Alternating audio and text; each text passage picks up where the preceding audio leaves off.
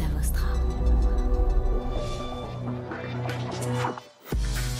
Bienvenue dans les catch-up du panier, un moment unique avec des anciens invités du panier. Premier podcast e-commerce en France. L'idée est de reprendre la discussion là où on l'a laissé un an plus tôt pour analyser ce qu'il s'est passé depuis. Quels nouveaux enseignements ils peuvent nous apporter, quels sont leurs insights marchés ou produits et comment ils ont fait pour progresser comme ils l'ont fait. Le tout en moins de 30 minutes, ce sera un challenge. Je suis Laurent Kretz, cofondateur de Cosa Vostra, agence conseil tech et créative. Notre mission, rendre l'expérience digitale de l'utilisateur final efficace, belle et inspirante pour faire gagner nos clients en visibilité, en efficacité, en singularité. Vous avez un projet? Parlons-en et contactez-moi sur contact@lepanier.io. Bonne écoute!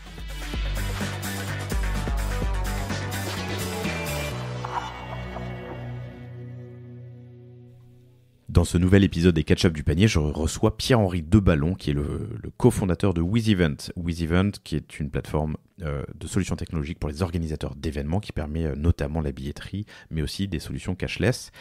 Pierre-Henri était mon premier invité en 2019, en mai 2019. C'est l'épisode numéro 2 du panier. C'était un épisode qui était passionnant. Dans ce catch-up, on aborde la croissance de la société depuis 2 ans. Ça fait presque 2 ans qu'on a enregistré. Surtout l'impact du Covid pour une boîte qui est dans l'événementiel.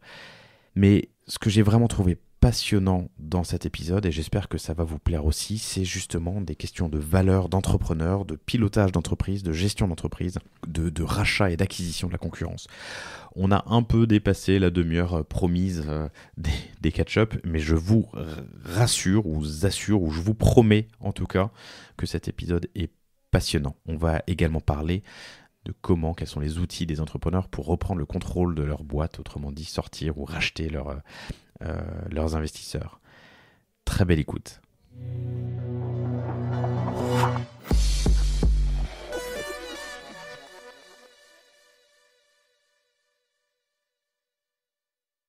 Salut Pierre-Henri. Salut Laurent. Comment vas-tu? Très bien. Je suis très heureux de te recevoir, c'est ce que je te disais tout à l'heure en préparant cet entretien. Je suis très heureux de te recevoir car tu étais mon premier invité sur le panier. Mathieu, mon associé, avait fait le premier épisode avec Épicerie et toi tu étais mon premier invité et mon premier du coup épisode sur le panier. Je suis très heureux de te recevoir, on s'était parlé en mai 2019, cela fait bientôt 2 ans. Bienvenue. Re-bienvenue. Et c'était mon premier podcast. C'était ton premier podcast. T'en as fait d'autres depuis? J'en ai fait d'autres depuis. Ouais. Vous avez lancé le mode.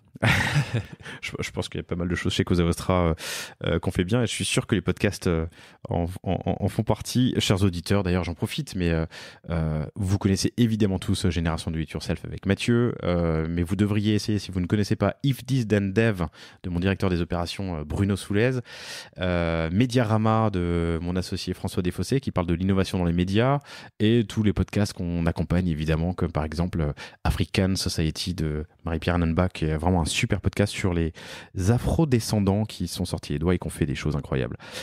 Mais on est là pour parler de WizEvent. WizEvent, solution technologique pour les organisateurs d'événements et notamment la billetterie. Oui. J'ai bien répété ce que tu m'as dit. Il s'est passé pas mal de choses depuis 2 ans. Je suis très, très heureux de te retrouver dans ce catch-up qui risque, une fois de plus, d'être un peu plus long des 30 minutes sur lesquelles je m'engage.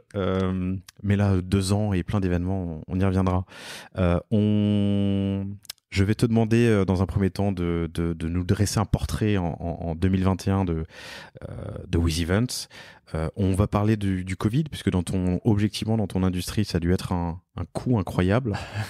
COUT et COUEP d'ailleurs. On va parler de concurrents, de l'effet qu'a eu la crise sur les concurrents, éventuellement des rachats que vous avez fait, parce que vous avez fait le plus gros rachat de votre histoire. Vous avez fait l'acquisition de 4 sociétés depuis le début de l'activité, et la plus grosse justement l'année dernière. Et on va parler ensuite de contrôle de la société et de tous les autres sujets ensuite qu'on abordera le cas échéant en faisant des petites parenthèses. Bienvenue, je te l'ai déjà dit, je suis très heureux de te recevoir.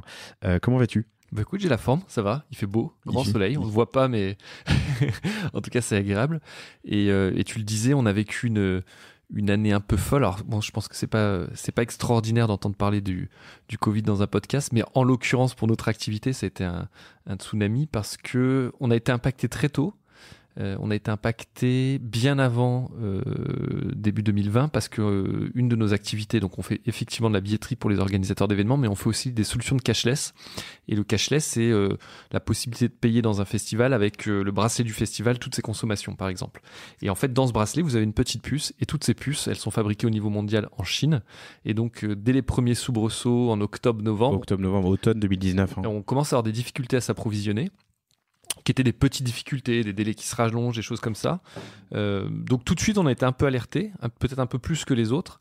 Mais bon, j'étais moi le premier, puis je pense pas mal de gens chez nous, parce qu'on est de nature assez optimiste, on était beaucoup dans la logique de la petite grippette.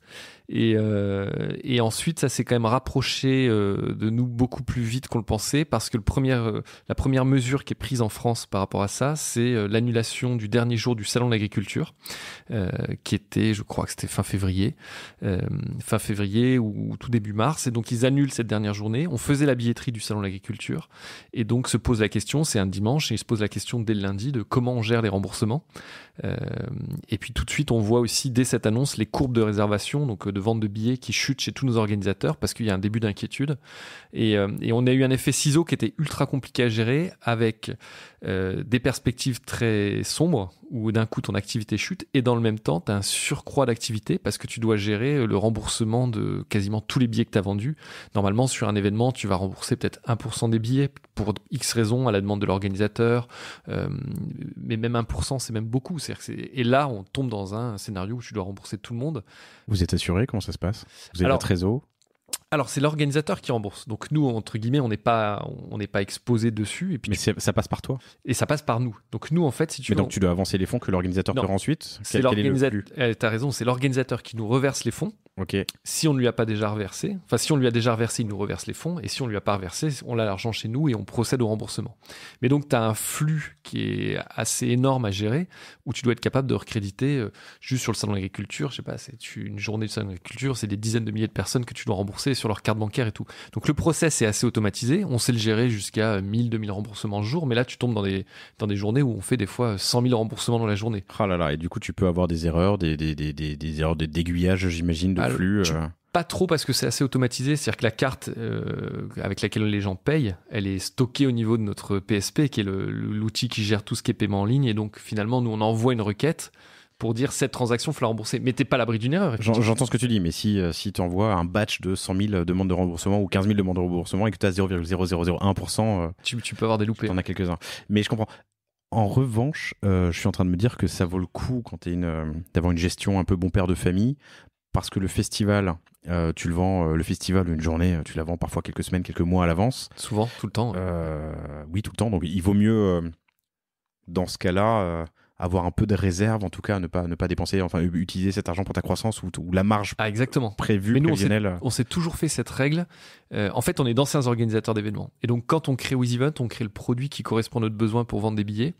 Et dès le début, on se dit, cet argent qui transite chez nous, c'est pas notre argent. Cet argent, il y a une partie qui nous revient, qui est la commission. Donc, on va faire un cas tout bête, j'achète un billet à 20 €. Et ben, sur les 20 €, on va prendre 1 €. Donc, il y a 1 € qui nous revient, mais il y a 19 € qui ne nous reviennent pas. Et donc, ces 20 € arrivent sur un compte bancaire chez nous. Et là, ce compte bancaire, il est complètement dissocié des comptes bancaires avec lesquels je paye les salaires, avec lesquels on paye les loyers et tout. Et ça, on s'en est fait une religion. Et j'en démords pas. On a des concurrents qui se sont servis de cette trésorerie et financer la croissance. Voilà. Mais le jour où ça s'arrête, c'est-à-dire le jour où l'activité s'arrête, et ben, et moi, je voulais être en capacité de me dire, si je plante la société parce qu'on la gère mal, parce que ça prend pas aussi vite qu'on le voulait, je veux être en capacité de rembourser au centime près chacun des organisateurs qui nous ont fait confiance. Parce que c'est pas mon argent. Et donc, je joue pas avec leur argent. Et donc, et là-dessus, je suis très à l'aise. C'est-à-dire, je me dis, OK, si je me plante sur mon argent, mais pas sur celui des autres. C'est pas la même chose où un investisseur, il va mettre de l'argent chez nous, où là, il me donne de l'argent pour que je l'investisse. Et ça, c'est le jeu. Je joue avec. En tout cas, j'investis, je prends des risques. Mais là, cet argent, il m'appartient pas, donc on n'y touche pas. Et on s'y est toujours cantonné. Astreint, ouais, OK. Ouais. Et on pourrait, parce que plus l'activité augmente, et on a un gros volume, on est le deuxième vendeur de billets d'événements en France, donc on pourrait dire, finalement, vu que le volume augmente, au moins, il y a une partie sous laquelle on ne descend jamais. On pourrait utiliser, mais on ne veut pas le faire. Tu pourrais faire du yield, effectivement, sur cette marge prévisionnelle prévue, en disant, allez, je m'autorise à prendre 5, 10, 15%. Mais c'est peut-être une erreur de gestion, mais on ne veut pas le faire. parce que je veux, et c'est aussi une garantie que j'apporte aux organisateurs d'événements pour les sécuriser sur le fait que cet argent leur revient. Mais donc, tu vois, cette crise, elle a montré aussi que cette approche de bon père de famille, elle était aussi très sécurisante pour nous, pour moi, chef d'entreprise, mais aussi pour les équipes. C'est-à-dire que quand la crise arrive, on a fait moins 80% de chiffre d'affaires en 2020. L'État français a joué le jeu. Le chômage partiel, le fonds de solidarité, on peut dire, et on a des bureaux dans 6 pays, donc je peux dire aujourd'hui, pour comparer les différents modèles, que l'État français a vraiment joué le jeu, mais une boîte qui aurait été en difficulté, qui serait arrivée en difficulté dans cette crise, en serait pas forcément ressorti. Et d'avoir cette bonne gestion de bon père de famille, là on l'évoquait sur la trésorerie des organisateurs, mais plus globalement sur la société, on n'a jamais distribué de dividendes. La boîte elle est rentable depuis 6 ans, on n'a jamais distribué de dividendes. Tout est en fonds propres, tout est en réserve.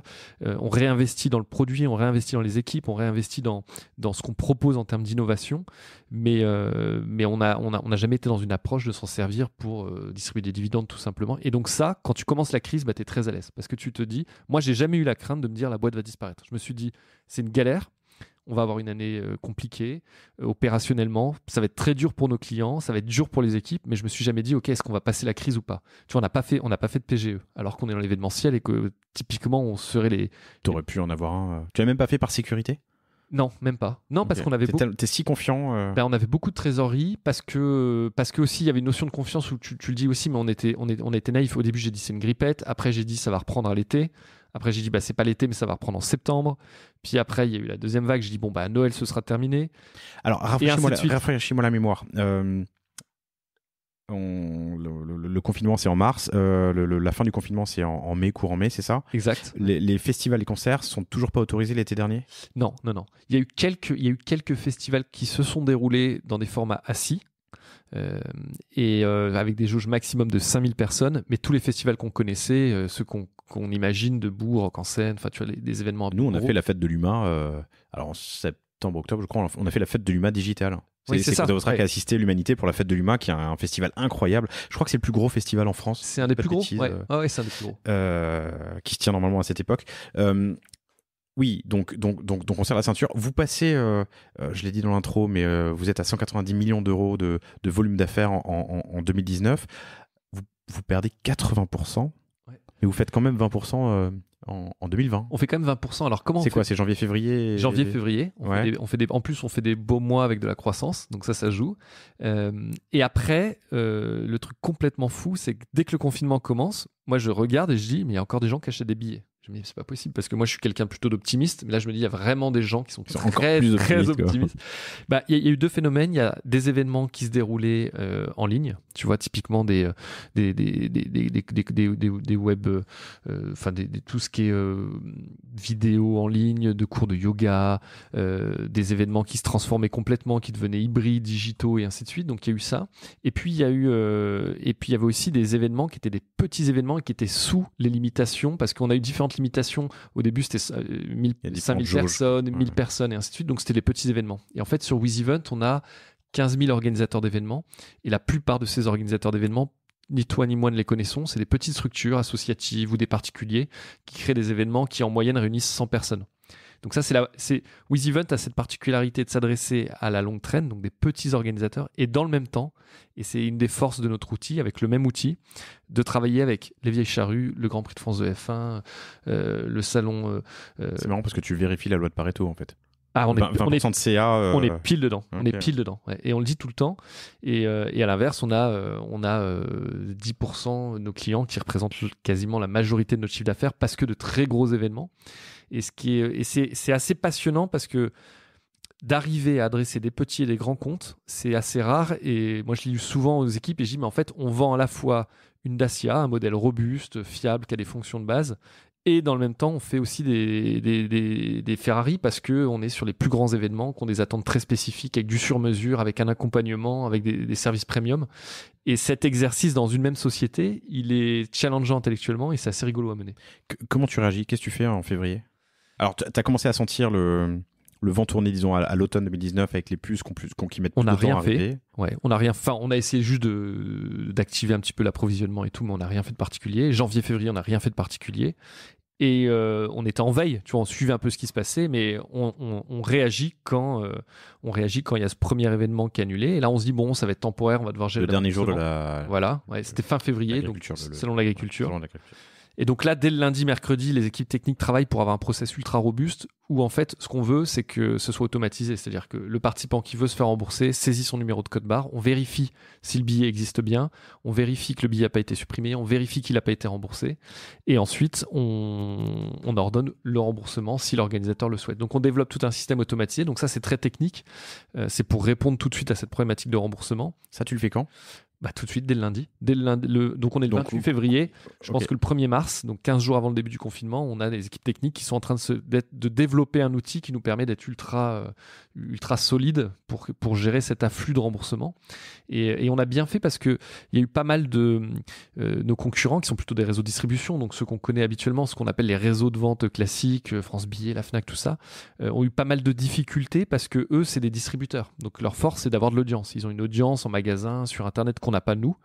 Mais par contre, ils sont moins en avance technologiquement. Et donc, ils ont mis beaucoup de temps à être en capacité technologiquement de gérer cet aspect-là, quand nous, en 3 jours, on avait un truc qui était déjà très solide, qui a été amélioré au fil du temps, mais qui était déjà très solide et robuste. Et si tu veux, ça nous a aidé à gérer la partie opérationnelle. Et après, comment on gère le truc ? C'est marrant parce que tu penses à ton image à ce moment-là. Disons, pardon, quand je dis image, non, tu penses à la satisfaction que tu vas apporter à tes utilisateurs finaux. Aux organisateurs. Mon sujet, c'est l'organisateur. Moi, ce que je veux, c'est que l'organisateur le remboursement, soit c'est content. Oui. Parce que... Mais l'organisateur, il a pas tendance à se dire non, parce qu'on est... Garde mes fonds en attendant, peut-être que je reporte, peut-être que... Alors, mais même ceux qui voulaient garder l'argent, si tu veux, ce qu'on proposait, les aider à le faire. Parce qu'après, il y a des décrets qui sont passés, qui ont permis aux organisateurs d'événements, dont l'événement est annulé à cause des raisons sanitaires, qui les autorisaient à ce que leur billet soit valable pour l'année d'après. Et donc, qui les dispensait finalement de rembourser le billet.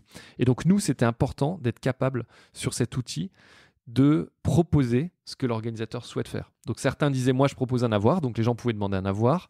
Moi je veux être remboursé parce que l'organisateur voulait, il pouvait demander à être remboursé, ainsi de suite. Donc ce qui était important, c'était d'amener la solution technologique qui correspondait aux desiderata de l'organisateur pour que lui maintienne la bonne relation qu'il souhaite avec ses clients en fait. C'est qui ton client à toi ? C'est l'organisateur. Mon client, c'est l'organisateur. On est vraiment B2B. Pardon, je pose la question volontairement. Je sais bien que c'est que tu voilà, mais je veux comprendre dans ta tête, enfin dans ta vision, dans ton prisme, ton client, c'est toujours. Ouais, et donc toujours. L'utilisateur final. Quand je dis j'ai 15 000 clients, je parle de 15 000 organisateurs. Si je parle en nombre de billets vendus spectateurs, ou d'acheteurs de billets, ouais. On a émis en 2019, on a émis 20 millions de billets. Donc sur des événements gratuits aussi. Ou à 20 €. Alors, pas les moyens, sur les 20 millions, tu as des événements qui sont des événements gratuits, ouais. à peu près 15 millions. Globalement, tu as un billet payant pour 3 billets gratuits. Ok, intéressant. Donc 15 millions de billets gratuits, 5 millions de billets payants. Et puis après, pour retrouver tes 190 millions, tu es sur un panier moyen. Ça dépend à peu près des événements. À 60 dans ces eaux-là. Exactement. Donc, première étape, c'est de, disons, faciliter les flux, quels qu'ils soient, pour répondre aux desiderata des organisateurs, de tes clients. Qu'est-ce que tu fais d'autre pour réagir à la crise ? La crise avance, on arrive maintenant en mars. Là, on est les 15 jours avant le début du confinement, on fait rien de particulier en fait. Ouais. Les affaires continuent, les affaires courantes, en tout cas, on essaie d'avancer. Et puis là, il y a le confinement, et là, un peu comme tout le monde, on n'avait pas beaucoup anticipé. Au 1er janvier, tu as combien d'employés ? Au 1er janvier, j'ai 70 employés. Okay. Et tu vois, à la fin de l'année, on était 65 globalement. On a gardé en fait, si tu veux, on a licencié personne. On a juste arrêté les recrutements. Et les gens qui sont partis pour des raisons naturelles, tu vois, des gens qui avaient des changements de vie ou qui avaient envie d'arrêter, ou qui étaient à la fin d'un cycle. Du Covid. Ouais, on a eu pas mal de gens qui ont. Okay. Ouais, il y a eu on se pose des questions. C'est le moment de. Ça a accéléré des process, tu vois, notamment des gens célibataires sur Paris seuls, qui se posaient pas mal de questions avec la famille en province, qui sont sentis très seuls dans leur appart pendant cette période de confinement et qui du coup ont assez mal vécu le truc. Ça a joué. Puis aussi des personnes qui étaient en fin de cycle chez nous parce que tu vois, ils avaient envie de voir autre chose, soit en termes de compétences ou même de secteur. Et donc tu as eu 2-3 départs comme ça naturels qui se sont faits. Je dirais que tu vois 5-6 départs qu'on n'a pas remplacés.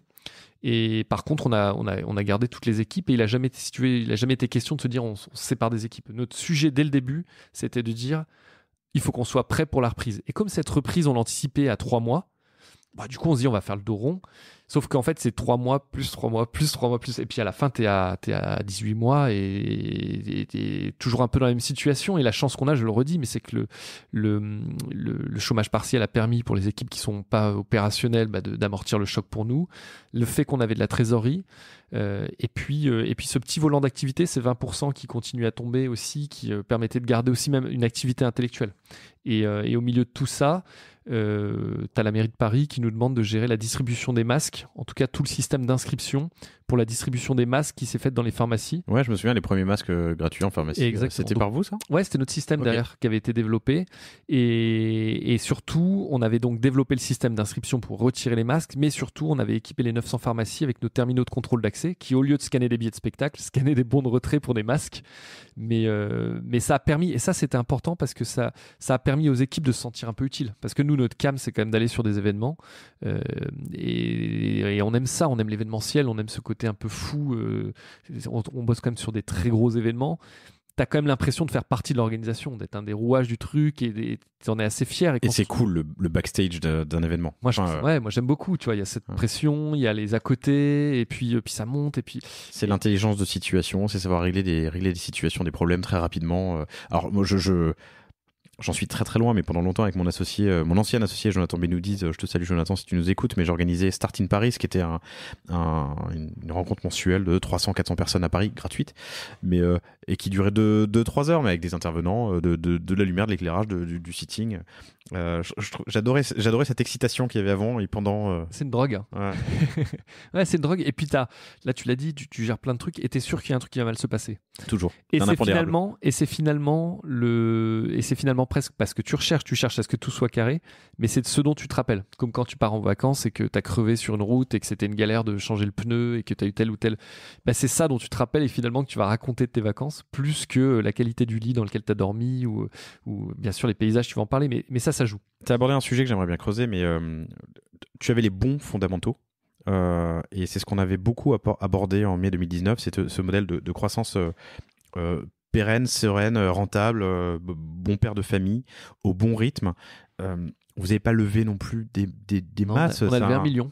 1 million, c'est ça, et vous faites aujourd'hui... On a levé 1 million, on fait notre vrai chiffre d'affaires, donc c'est notre volume d'affaires, mais c'est notre chiffre d'affaires, c'est 198 millions, et on a gagné le FAS 500 en 2015, qui était le prix de la société européenne avec la plus forte croissance dans le nouvelle techno.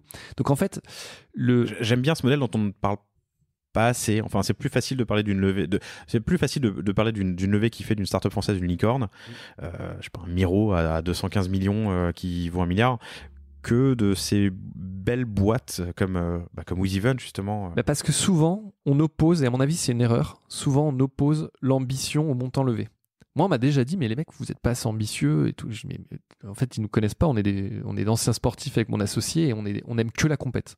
On aime que la compète, on aime que se fixer des objectifs, on est que là-dedans et quand on perd un marché, on est comme des fous. Moi j'ai déjà mon associé qui a pris sa bagnole un soir pour aller à Sedan chez un organisateur qui avait décidé de passer chez un concurrent, qui a dormi sur une aire d'autoroute parce que le mec lui répondait pas, qui le lendemain l'a vu et aujourd'hui ce mec on en rigole et c'est un de nos meilleurs clients et parce qu'on n'acceptait pas de perdre et on s'est...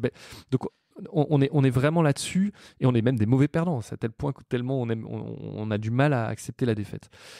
Et donc, on a vraiment beaucoup d'ambition. Mais par contre, et ça, c'est pas quelque chose que j'ai appris en école de commerce ou quoi, mais on a des papas entrepreneurs qui sont des papas entrepreneurs, j'ai envie de dire, dans des métiers... Vous avez des papas... Tous les deux, avec mon associé. Vos pères sont... Ok, pardon. Ouais. Mais entrepreneurs dans des secteurs un peu en dur, tu vois, un peu le BTP, où globalement, tu as un carnet de commandes, tu as une trésor, et puis tu pas de levée de fonds, quoi. Il n'y a pas de business angel, il n'y a pas de licorne, il y a ce que tu arrives à faire rentrer comme chiffre, et si ta boîte, elle a envie, c'est uniquement grâce à ça. Et donc, on a été éduqués là-dedans, je pense. Et donc, naturellement, quand on a développé WizEvent, on l'a fait dans cette logique de se dire, OK, tous les euros que je gagne, on les réinvestit parce qu'on était dans cette logique d'innovation, de croissance, on avait besoin de payer des développeurs et tout est réinvesti. Mais par contre, on essaie de se diluer le moins possible parce que il faut du temps pour aller lever des fonds. Nous, ce qui nous excite, c'est d'avoir des clients satisfaits, développer l'innovation. Ça nous plaît moins d'aller lever des fonds. On est moins bon là-dedans et c'est un boulot, ça prend du temps, de l'énergie. Et puis, ça nous permet aussi de garder le contrôle. C'est-à-dire que l'entrepreneur, c'est quand même quelqu'un qui a envie de liberté. Dès lors qu'on fait rentrer des fonds, on fait rentrer un petit patron à qui on doit rendre des comptes d'une manière ou d'une autre. Et donc, quand on aime la liberté, c'est un peu antagoniste. Il y a des modèles où on est obligé de lever des fonds parce qu'il faut investir énormément et c'est logique. Et ça, je ne le critique pas. Moi, ce qui me gêne par contre, c'est que le prisme aujourd'hui médiatique, il est essentiellement lié au levée de fonds. Et j'aimerais des fois qu'il y ait des... C'est un ex-sorti de la rentabilité, quoi. Ouais, ou de l'efficacité. Et exactement. Ou qu'on aille creuser le modèle économique, le business model derrière. Et ça m'intéresse parce que je trouve que ça met un peu de sens. Parce que finalement, créer une boîte, c'est une sorte de jeu. Moi, je le prends un peu comme un jeu. J'ai la chance d'aimer mon métier, donc je le prends comme un jeu. Et tu as la chance de gagner à ce jeu aussi. Et on a de la chance de gagner. Mais parce qu'on a aussi... on a bossé comme des fous. Et je trouve que c'est plus valorisant. Moi, je suis plus impressionné par un gars qui a une boîte qui est rentable, qui fait 100 000 euros de résultats, quel que soit le secteur d'activité, que par quelqu'un qui me dit j'ai levé 20 millions d'euros. Parce que la levée de fonds, c'est une capacité à aller convaincre des gens, à les suivre dans un projet. Et donc ça, c'est une qualité qu'il faut avoir. Mais pour moi, le vrai jugement, c'est est-ce que de ces 20 millions, je vais réussir à faire de la rentabilité derrière. Et ce n'est pas toujours le cas, donc c'est beaucoup souvent des métriques de croissance qui sont importants. Mais à un moment donné, ça doit se transformer dans une forme de rentabilité pour l'investisseur, pour le projet, pour créer de la valeur. L'objet social d'une entreprise, c'est de créer de la valeur. On peut le questionner, hein. Est-ce que courir après la croissance, est-ce que c'est une finalité qui est si juste et passionnante par rapport à d'autres enjeux écologiques, tout ce qu'on veut? Mais en tout cas, c'est ça la règle du jeu. Et des fois, je me dis, on valorise ceux qui sont dans une part du jeu, qui est d'aller chercher des moyens, mais on ne valorise pas le résultat. Pour moi, le résultat, c'est pas de composer la plus belle équipe du monde, c'est de gagner la Coupe du Monde. Et moi, j'aimerais qu'on aille voir les mecs qui gagnent les coupes, qui gagnent des championnats amateurs, et c'est ça qui me botte. Et c'est une force quand tu arrives dans une crise. Parce que tu vois, par exemple, tu l'as évoqué, dans cette crise, on s'est rapproché de Playpass, qui est un concurrent à nous, qui est un concurrent belge, qu'on avait essayé de racheter 2 ou 3 ans avant la crise et qui avait préféré lever des fonds. Et ils avaient développé le projet et tout. Et c'est une très belle boîte, belle techno, des fondateurs, moi, que je trouve top et qui maintenant, avec qui on bosse. Et dans cette crise, n'ayant pas encore atteint la rentabilité, parce que c'est long, c'est un process un peu long, notamment quand tu lèves des fonds et que tu es dans une phase de croissance comme ça, ils se sont retrouvés piégés par la violence de la crise, et que ça, personne ne pouvait prévoir, et par des investisseurs qui, à un moment donné, sont devenus plus frileux parce que le contexte, il était tout sauf favorable à lever des fonds dans l'événementiel. Et nous, on était à l'inverse, dans un scénario où on avait cette rentabilité, cette sécurité. On était beaucoup moins développé qu'à l'international, à l'inverse. Et ça nous a permis d'aller les voir et de dire, tiens, est-ce qu'il n'y a pas un scénario où ensemble, on crée quelque chose de plus gros? Vous ne le voyez pas, chers auditeurs, mais j'ai levé la main parce que tu es sur une super lancée. On abordera ce sujet un peu plus tard. Je voudrais rester juste sur les fondamentaux et la vision que tu as de l'entreprise. J'ai adoré ce que tu as dit. On est là pour gagner la Coupe du Monde, pas pour monter la plus belle équipe. Comment est-ce que tu transmets ces valeurs, ces leviers de motivation à tes équipes? De motivation. Quand tu as levé 200 millions, c'est facile d'embaucher des gars 30% dessus du marché, de les faire venir et de monter la plus belle équipe, la meilleure équipe du monde. Je pense qu'il y a des choses qui transpirent de nous.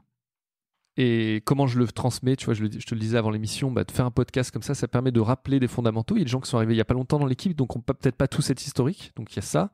Il y a des anecdotes internes qui sont transmises par des anciens sur des trucs des fois tout bêtes, où moi je leur raconte que le premier salon qu'on a fait, il nous a coûté 300 € et qu'on a eu une visibilité de ouf parce qu'on n'avait pas de stand, mais qu'on était déguisé en prêtre et en curé, et qu'à l'entrée de l'événement, on flyait les gens leur annonçant la mort de la billetterie. On avait mis sur un flyer, on a mis des tombes avec le nom de tous nos concurrents dessus. Bon, aujourd'hui, j'aurais un procès sans fin au tribunal de commerce. Mais, et donc, quand le directeur marketing dit cette année, le stand il coûte 15 000 € et puis voilà ce qu'on va faire, je lui rappelle toujours cette histoire des 300 € et de l'impact que ça avait eu. Et donc, je pense qu'on essaie de les forcer à se rendre compte que l'argent ne tombe pas du ciel, que le but du jeu, c'est de gagner 1 € pour le réinvestir ailleurs. Donc, il faut bien qu'on le réinvestisse parce qu'on ne le gagne pas facilement. Des fois, nos clients sont exigeants et à raison. Donc, il y a ce genre de choses où on essaie de transmettre ces valeurs-là. Et puis après, ils le voient. Enfin, on n'est pas... tu vois, ça fait 12 ans qu'on a monté la boîte. Elle est rentable depuis 6 ans. On aurait très bien pu dire avec Sébastien, on la laisse tourner, on la vend complètement, on arrête, on sort, ou se positionner en président, mettre un DG. En fait, on met les mains dans le cambouis, tu vois. On n'a pas de directeur juridique, c'est un rôle que je gère plus ou moins avec des avocats, mais c'est un truc que je fais. Et si tu veux, on essaie d'être dans cette notion d'exemplarité. Et après, on favorise aussi beaucoup des profils chez nous qui sont moi, j'aime beaucoup les besogneux. Et tu vois, je parle un peu de foot là tout à l'heure. Moi, Je préfère regarder une équipe de besogneux, de mecs qui sont techniquement moyens mais qui se battent comme des fous, qui vont peut-être perdre le match parce qu'ils sont pas très bons, mais je préfère ça plutôt que de gérer des divas. Alors je pense à Neymar tout de suite, mais parce que mais typiquement c'est un mec que quand je le vois jouer, je trouve ça beau, mais son attitude m'empêche de pouvoir supporter même le club. Tu vois à quel point ça me... Comment tu fais pour les sélectionner à l'arrivée et comment tu fais pour les transformer ou les guider en tout cas? On transforme pas les gens, pardon, c'est mal posé, mais tu vois ce que je veux dire. Ouais, pour essayer de les emmener un peu dans cette... Ouais. Bah, je pense que déjà on attire quand même des gens qui... Enfin on n'attire pas forcément, mais nous on va chercher des gens qui ont cette valeur ancrée, et notamment des gens qui ont bossé dans l'événementiel. Et parce que dans l'événementiel, ça fait déjà un tri naturel, quoi. Ça fait déjà un tri naturel. Il faut être capable d'encaisser une grosse charge, de la pression. Il faut être souple, il faut s'adapter. Tu bosses en équipe. Donc ça joue. Et puis après, on se loupe comme tout le monde. J'ai pas de méthode miracle. Mais en fait, par contre, ce qu'on essaie de faire, c'est qu'on essaie que ceux qui restent chez nous soient ceux qui partagent ces valeurs et qui soient dans cette logique de compète. Tu vois, notre directeur commercial, il est arrivé il y a 9 ans chez nous, donc la boîte a 12 ans. Quand il a débuté chez nous, il devait avoir 21 ans ou 20 ans, peut-être même pas 20 ans, il était en stage. Il essayait de signer des écoles pour leur soirée étudiante, pour leur billetterie. Et aujourd'hui, il gère le plus gros pipe client chez nous. Donc, tu vois, il va signer les plus gros festivals français, les plus grands événements. Et c'est un mec qui a il s'appelle Nordine, il va se reconnaître, mais c'est un mec, moi, je trouve qu'il a des super valeurs, tu vois, qui a donné beaucoup avec nous, qui a grandi avec nous, qui nous fait grandir. Tu vois, moi, j'adore ça. Je trouve que ça, c'est un des trucs les plus... Moi, c'est une de mes plus belles satisfactions, c'est de me dire, tiens, ce mec... Et ce qui est rigolo sur Nordine, il arrive chez nous, et un jour, je lui dis, Nordine, viens me voir. Et je lui dis, Nordine, il y a un truc qui va pas, tu fais des fautes d'orthographe quand t'écris. Mais c'est pas des fautes d'orthographe, c'était des romans de fautes d'orthographe. C'est-à-dire que c'était n'importe quoi. Et je lui dis, écoute, t'as du potentiel, t'es un mec intelligent, il a de l'ambition, ce gamin. Enfin, ce gamin, en tout cas, à ce moment-là, c'était un gamin. Et je lui dis, Nordine, je lui dis comme ça, je lui dis, mais fais un effort. Et 3 mois après, plus une faute. Alors, je n'ai pas suivi, je lui ai jamais demandé d'ailleurs ce qu'il a fait, comment il l'a fait. 3 mois après, plus une faute. Aujourd'hui, c'est quelqu'un qui écrit parfaitement. Et c'est important, c'est le directeur co, quand on voit un mail, s'il y a des fautes d'orthographe. Et ça, ce truc-là, tu vois, si tu me dis, OK, de Wiziven, c'est une des fiertés que j'ai de Wiziven, c'est que ce mec-là, il écrive bien l'orthographe parce que je me dis, tiens, j'ai eu un impact sur Nordine.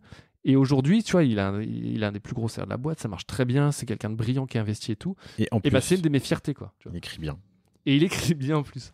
Non, mais de te dire que tu as eu un impact, je trouve ça cool. Tu vois, aujourd'hui, il y a le débat avec Danone sur c'est une société à mission. Société à mission. Voilà. Et je trouve que c'est très cool et tout. Moi, c'est un truc je pense qu'on fera jamais, de dire Wiziven, c'est une société à mission, mais je trouve que le questionnement est intéressant. Mais par contre, j'espère et j'essaye de le faire, j'essaie d'être juste et j'essaie de faire en sorte que si on peut, par des petits coups comme ça, donner la main à des gens qui le méritent, par contre. Tu vois, le seul truc où je suis exigeant, c'est que je veux que, quand je tends la main, je veux que la personne la saisisse et qu'elle s'en serve et qu'après, elle aille encore plus loin. Mais je veux sentir qu'il y a du répondant en face. Et souvent, et tu vois, on parlait de la jeune génération tout à l'heure, je trouve, je suis un peu le vieux, mais qu'ils sont beaucoup maintenant dans qu'est-ce que j'ai et si j'ai ça, je ferai. Et moi, je dis non, c'est fais et tu auras. Et ça, c'est ultra important parce que c'est une auberge espagnole, en fait. Tu n'obtiens en retour dans la vie que ce que tu apportes. Et c'est une entreprise, investir. L'entrepreneur, il va investir de l'argent, des capitaux, mais le salarié doit investir dans un projet, dans du travail pour derrière avoir la rémunération qu'il souhaite si l'objectif c'est la rémunération, ou le poste qu'il souhaite si son objectif c'est... Et ça, je trouve que c'est ultra important de bien remettre dans quel sens ça se fait. Et Wiziven, tu le rappelles, ça? Pardon, je vais pas faire... T'as quel âge? J'ai 37 ans. Ouais, je suis un peu plus vieux que toi, mais pas beaucoup. J'ai 37 hors taxe. Non, même pas 35 ça dépend hors taxe. Du taux de TVA dans ces cas-là. C'est une situation dans laquelle je me suis retrouvé. Comment tu la gères? J'ai quelqu'un qui a du potentiel et qui va me dire donne-moi et je ferai. Et moi je dis non, fais et je te donnerai. Enfin, tu vois. Je vais investir. Alors, tu as 2 façons de faire. Tu as le truc qui est de dire non, puis tu t'en vas et le gars est déçu, puis tu as cassé le truc. J'essaie de passer beaucoup de temps à expliquer et à justifier, et j'essaie d'avoir un raisonnement juste, c'est-à-dire que j'essaie de faire en sorte que ce soit expliqué et que ce soit juste par rapport au contexte à côté. C'est-à-dire que j'essaie de leur dire, leur rappeler un peu le cadre, et souvent je dis, pour quelqu'un, si on parle de la rémunération, c'est une question intéressante, tu as toujours... quand quelqu'un te demande d'être augmenté, je leur dis, écoute, il y a 4 conditions qui sont nécessaires. Il faut que la boîte puisse le faire. C'est-à-dire que si ma boîte, elle perd de l'argent, je ne peux pas le faire. Donc, si la boîte peut le faire, c'est le premier prérequis, il faut qu'il soit réuni. Le deuxième critère, il faut que tu le mérites. C'est-à-dire que si quelqu'un qui ne le mérite pas, il n'y a pas de sujet. Le troisième, il faut que ce soit en adéquation avec le reste des équipes. Qu'est-ce qui fait que quelqu'un qui aujourd'hui a le même poste que son collègue gagnerait plus? Donc il faut que ce soit juste par rapport aux augmentations qui sont pratiques dans la société, et il faut que ce soit en équilibre par rapport au marché. C'est-à-dire qu'effectivement, si demain tu veux quelqu'un qui sur le marché vaut 100 et que tu lui proposes 30, ça ne marche pas. Donc il faut tenir compte de tout ça, sachant que tu ne peux pas non plus tenir compte complètement du marché. Moi, je me bats beaucoup sur... non, le marché, il est souvent, et surtout dans les startups, drivé par le haut, par... Donc tu es obligé de leur rappeler aussi que c'est aussi... Là, on a eu un gars, tiens, pendant la crise, il y a quelqu'un qui vient me voir, et... on n'en était pas parfaitement satisfait. Il a plein de qualités, mais on n'en était pas parfaitement satisfait. Il y avait des petites tensions avec son équipe. Et donc, on essaie de le booster. Et puis finalement, c'est lui. Et on ne cherche pas à le mettre dehors. C'est lui qui vient nous voir et qui nous dit écoutez, je pars, j'ai trouvé mieux ailleurs, mieux payé. Et comme nous, on en était moyennement satisfait et qu'il s'était mieux payé. Et du coup, je dis bon, je suis déçu. Parce que je t'appréciais, parce qu'on avait investi un peu de temps pour essayer de le sortir de l'eau, puis parce que je chante, et je lui dis, je dis fais attention, parce que moi je connaissais ses limites, je les avais vues au boulot, je voyais que dans l'équipe, et tu vois, j'ai appris récemment qu'en fait, il n'a pas passé la période d'essai. Et tu vois, ce genre de truc, je me dis, ok, l'herbe elle est toujours plus verte ailleurs, mais des fois, il faut aussi garder un peu il faut être un peu patient aussi. Et là-dessus... Et ça, c'est des trucs tristes. Tu vois, quand on m'a dit ça, j'étais triste parce que je me dis qu'il va avoir du mal à retrouver, que c'est quelqu'un qui a été gentil, mais gentil au bon sens du terme. Tu vois, quelqu'un qui aimait la boîte, qui était impliqué. C'était pas parfait, mais global. Et des fois, on est beaucoup là-dessus. Et ou des fois, j'ai des gens qui disent ouais, mais regarde, tous ceux qui ont fait ma promo, ils gagnent plus. Je me dis, attends, il bosse dans la finance, ou alors il fait. Donc, je pense qu'il faut être assez lucide là-dessus. Et on essaie de le rappeler aux gens. Et donc, je passe du temps, des fois, à expliquer pourquoi. Et après, sur la rémunération, j'avais eu un cours en école où on reçoit un chef d'entreprise. Et puis, quelqu'un lui dit mais comment vous faites avec les salariés? Vous êtes plutôt. Comment vous gérez Ah oui, vous êtes plutôt carotte avec la prime à venir ou bâton? Il dit je me sers de la carotte comme d'un bâton. Voilà. Et c'est un peu c'est quelque chose qui, à mon avis, permet de motiver les gens, de les rémunérer à leur juste valeur quand ils ont prouvé, mais c'est une conséquence. Question bête de pilotage et de gestion. Comment sont gérées les augmentations? Tu les annonces ou tu les discutes? Tant qu'on est sur le sujet de la rémunération. Ouais, c'est une bonne question. Alors, moi, maintenant, je gère surtout celle des managers, moins celle des Quand équipes. je dis tu, c'est la politique de la boîte. Ouais. Ça dépend des cas. Ça dépend des cas, mais généralement, maintenant, on est plutôt dans une logique où on l'a préparé. C'est-à-dire qu'on a décidé avant le rendez-vous qu'on allait augmenter la personne et du coup, on lui annonce. Et des fois, c'est plus que ce qu'elle attendait, moins que ce qu'elle attendait. Et quand on n'a pas estimé que c'était un sujet, en tout cas de notre point de vue, d'actualité, si la personne amène le sujet, évidemment, on l'écoute et on en discute. Et des fois, quand c'est amené intelligemment et que c'est justifié, qu'effectivement, par rapport à des choses qu'on n'a pas vues, ou par rapport à... On va discuter la chose et on va essayer de jouer le jeu. Là... Selon 4 critères, pardon, je le rappelle et je le résume parce que c'était hyper intéressant. Est-ce que c'est possible pour la boîte? Est-ce que la personne le mérite? Est-ce que c'est juste par rapport aux autres? Est-ce que c'est juste par rapport au marché? Exactement. Et ça permet de ramener sur un rationnel, en fait. Ouais. Ça permet de ramener de sortir un peu de fantasmes. Et puis moi, et tu disais comment on fait aussi. Moi, j'essaie aussi de donner des exemples d'autres exemples, parce que l'exemple qu'on t'amène tout le temps, c'est le collègue qui travaille moins que toi, mais qui gagne 10 fois plus et qui est dans des meilleures conditions. Puis du coup, des fois, je leur ramène l'exemple inverse, de dire, mais tu sais, il y a aussi des gens qui sont brillants, qui bossent beaucoup, puis ils regardent quelles conditions ils bossent. Et... Donc c'est important, à la fois pour l'entrepreneur de regarder qu'il y a des conditions meilleures ailleurs, mais à la fois pour le salarié de savoir aussi que c'est pas toujours plus vert ailleurs. Et en fait, le but, c'est d'arriver à un truc juste, en fait. Passionnant, merci. Je reviens au Covid, mais je reste sur les équipes. Ouais. Comment vous avez gardé le lien pendant cette période? J'ai pas de recette miracle, je suis pas sûr qu'on ait été excellent là-dessus. On a essayé de faire une première chose qui était de les rassurer, qui était de dire on vous donne de la visibilité. Donc même s'il y a du chômage partiel, on complétera les salaires, donc pas d'impact sur vos salaires. On sait qu'on tiendra. Donc 3 mois. Puis 3 mois, puis 3 mois, puis 3 mois. Ouais, on leur donnait une visibilité à 3 mois. On leur disait dans 3 mois, on vous redira où on en est. Et à chaque 3 mois, on prolongeait ce qu'on faisait. Donc ça, on l'a fait. Mais en tout cas, on leur disait pas dans 3 mois, on vous dira si ça va être la catastrophe ou pas. On leur disait globalement, il n'y a pas d'inquiétude. Et by the way, on est même en train de regarder s'il n'y a pas des scénarios de rachat. Donc quand tu dis à quelqu'un que tu vas racheter une boîte, c'est que tu dis quand même qu'il y a capacité de faire. Donc on a tâché de leur donner cette visibilité. Après, on s'est beaucoup reposé peut-être trop sur les managers, c'est-à-dire qu'on a un peu laissé les managers avec leurs équipes et gérer. Et tu vois, j'ai une manager qui m'a dit la semaine dernière, on aurait voulu que vous nous accompagniez plus. Donc elle parlait à moi et Sébastien, mon associé, sur comment, quelle bonne pratique faire. Mais en fait, moi, je les connaissais pas forcément et on n'a pas été. T'as combien de managers? Je dirais qu'on en a. En dessous de toi?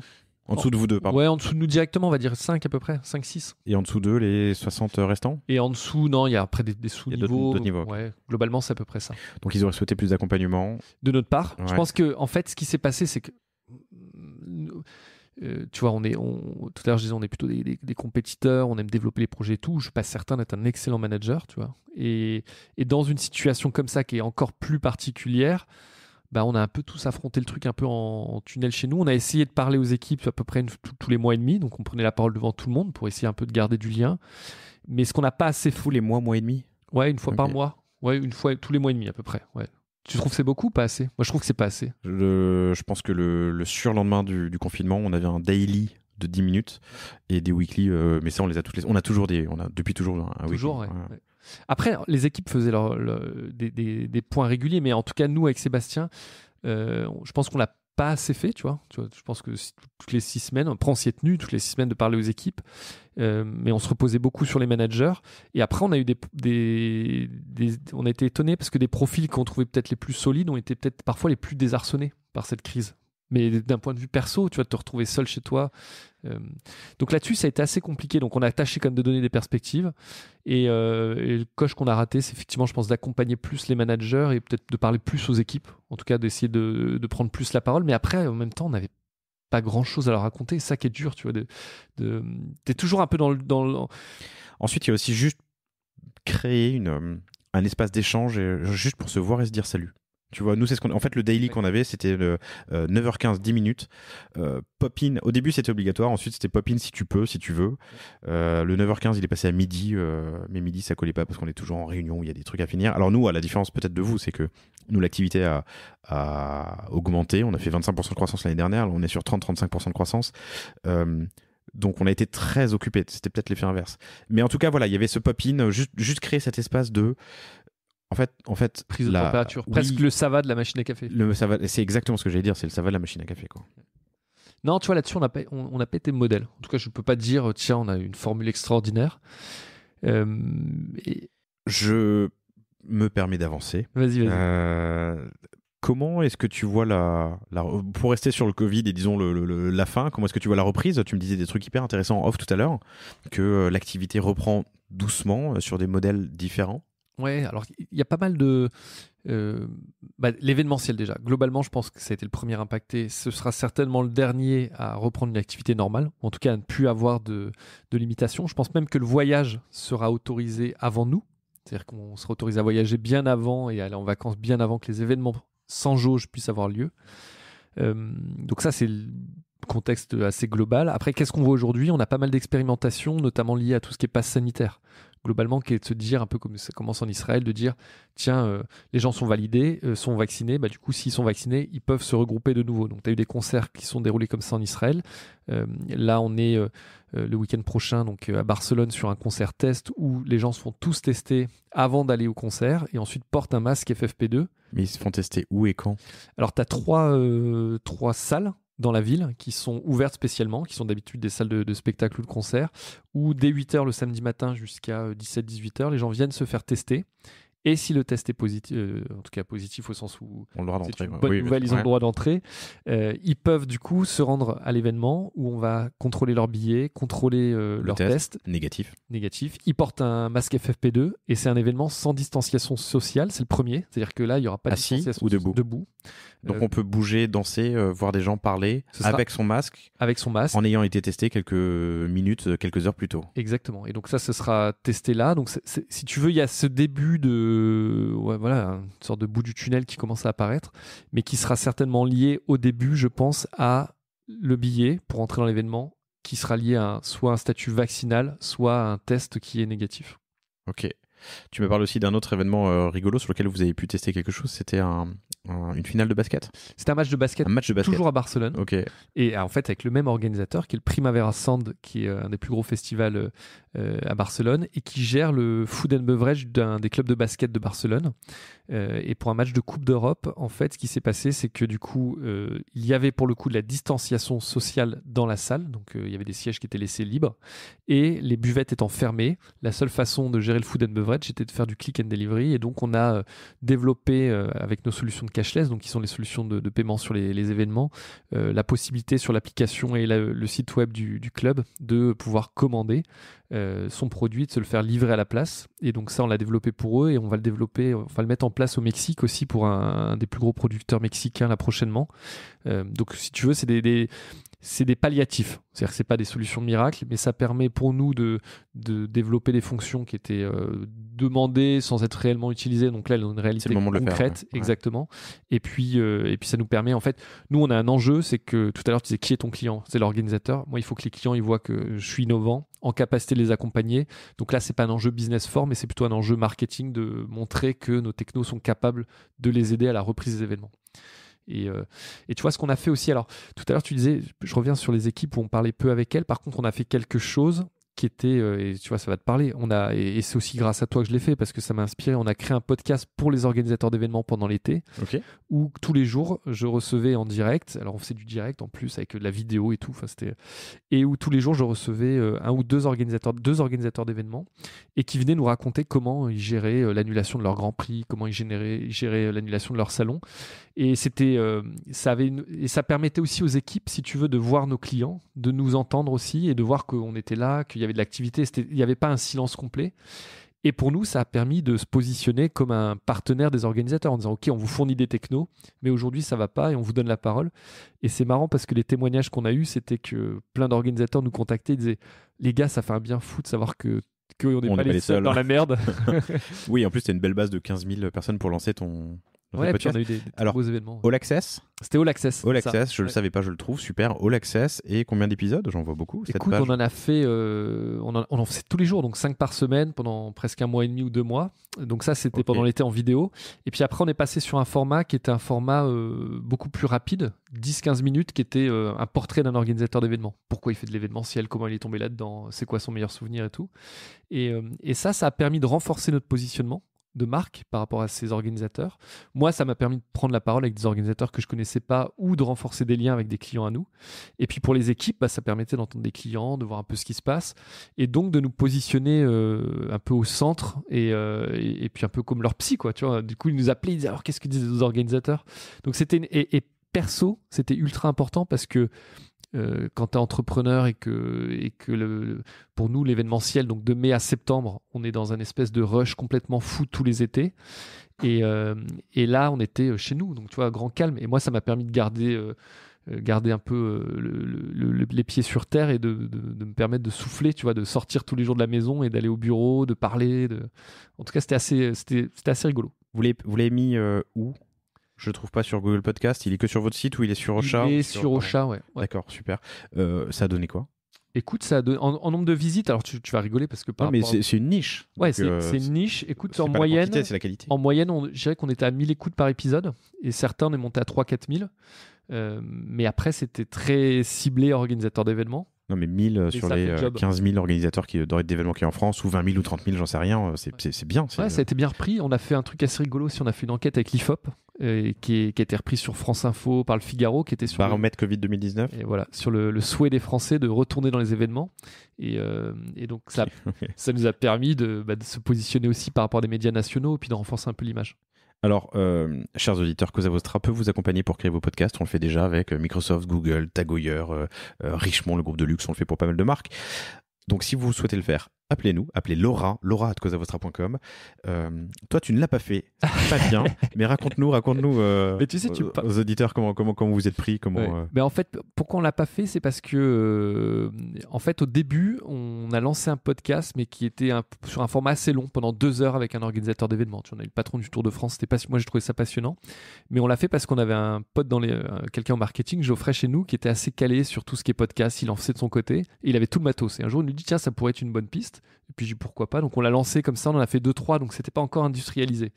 Et puis après, quand la crise est arrivée, on a eu cette idée à un moment donné de dire on va le faire avec des organisateurs, et on est parti un peu bille en tête, et comme on n'était pas occupé, comme on n'avait pas de boulot, du coup on s'est mobilisé dessus en fait. Et c'est surtout pour ça, en temps normal, on aurait été incapable de le faire, et je pense que ça aurait fait sens de faire appel à vous par exemple pour avoir tout l'accompagnement.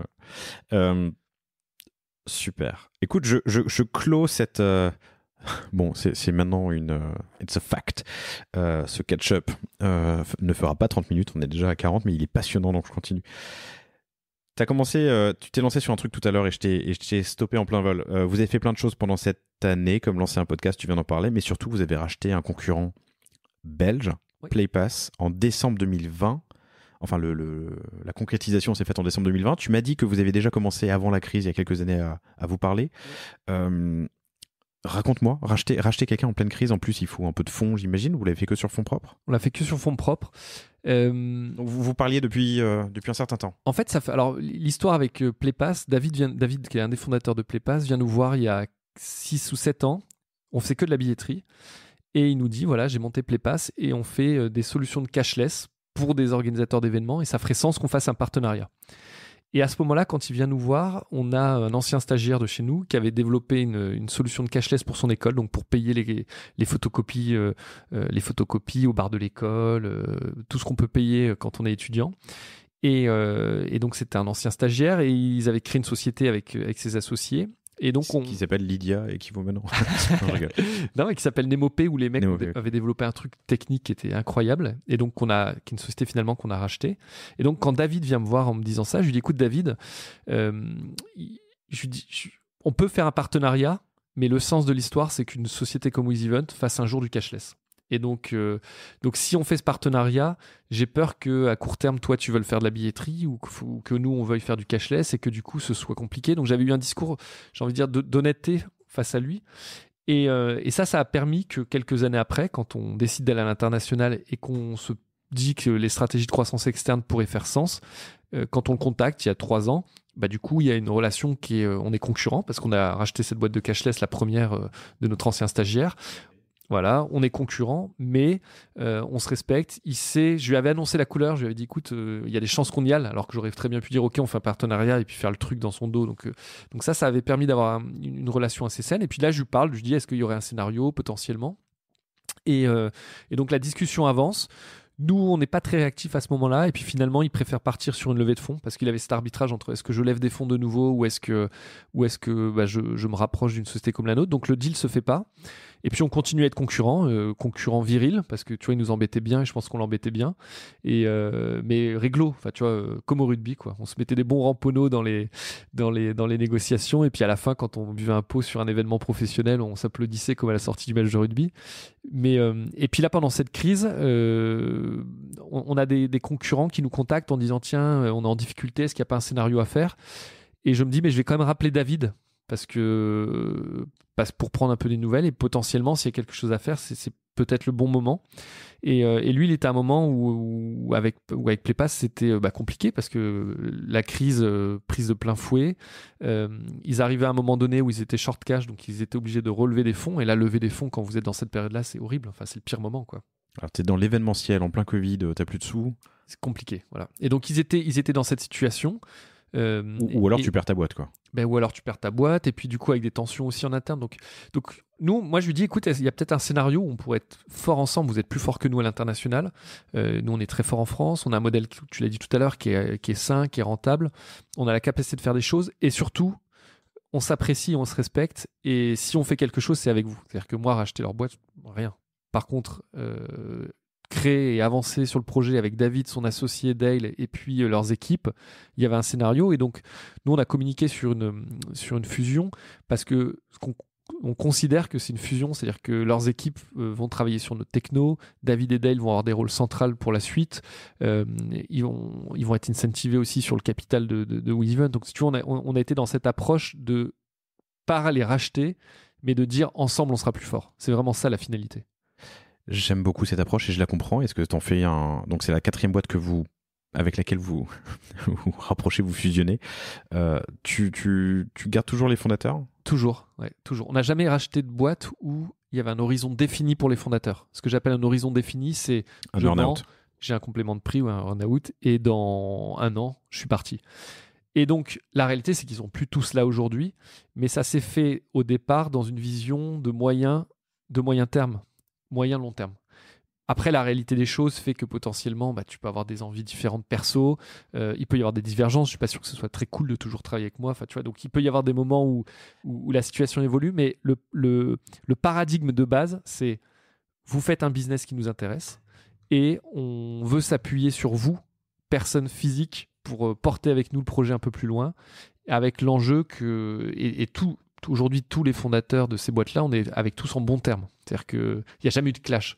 Je ne vais pas te dire qu'on est les meilleurs amis du monde, mais certains, tu vois, viennent manger à la maison. Enfin, tu vois, on fait en sorte, avec Seb, pour nous, c'est ultra important de respecter à mort les entrepreneurs. C'est-à-dire que pour nous, ils ont pris les mêmes risques que nous.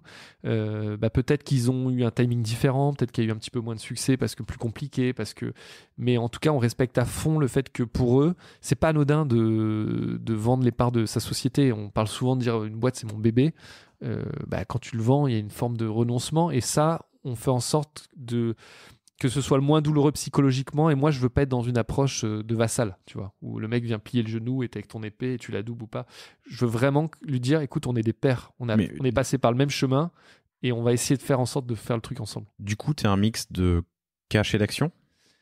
Alors, ça dépend, c'est-à-dire que tu vois, on a fait plein de scénarios différents, ça dépend aussi du stade de la boîte. Raconte-moi parce que ça m'intéresse vraiment. Écoute, on a fait ce qu'on appelle des shadow action, c'est-à-dire que tu n'as pas d'action, mais on considère que la business unit qu'on a rachetée, par exemple sur le cashless, par exemple on l'a fait sur le cashless, on va créer une business unit, on va investir de l'argent avec WizEvent, et si cette business unit elle est rentable, on considère que vous avez X% de shadow action, c'est-à-dire que vous touchez les dividendes quoi qu'il arrive. Vous n'avez pas besoin de nous demander, c'est un droit à dividende sur les résultats de cette business unit.